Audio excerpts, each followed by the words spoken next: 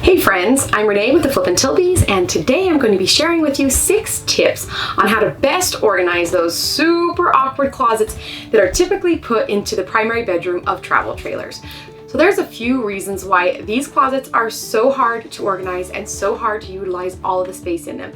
They're very skinny, they're very deep, and the most awkward is that they have this really weird angle at the back. So even if you can organize the front, a lot of times you have a ton of wasted space behind whatever you have in the front because of that weird angle.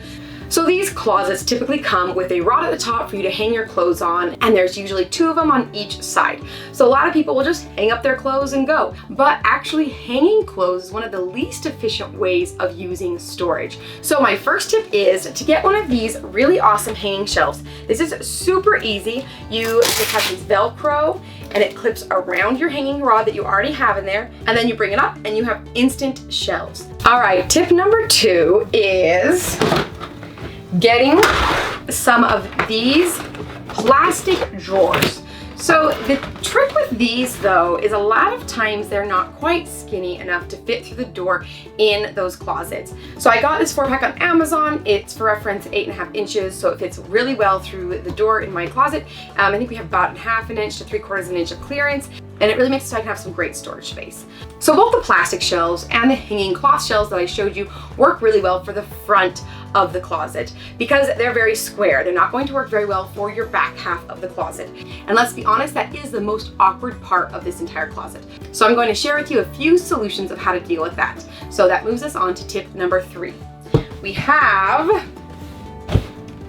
these boxes. So they are all different because the back end of the closet has a slant to it. So this bottom one has a lid so that you can stack 3 of them together, and this line will go against the back side of your closet. And then in front of it, you would have these plastic shelves or the hanging shelves, and that would really utilize every square inch of your closet. So that's tip number 3. Use these bins, but you want them in a tiered size to be able to use that slanted space in the back. So that is one solution of how to use that awkward back space of your closet. And here I'm gonna give you another one. Tip number 4. Now these are actually tension shelves. So they expand out, and you can do it like that. They expand out to whatever size you want them, and they're kind of like a curtain rod where it has the tension and it holds it. So this is gonna give you shelves without requiring you to build anything. We really want to make sure these storage solutions are accessible to anybody, no matter what your skill level is. This will go up in minutes, and they're fantastic shelves. Now my tip on this is so this one is 9 inches deep, and this one is 16 inches deep. So that way you can do something like this to go in the closet to compensate for the slant behind it.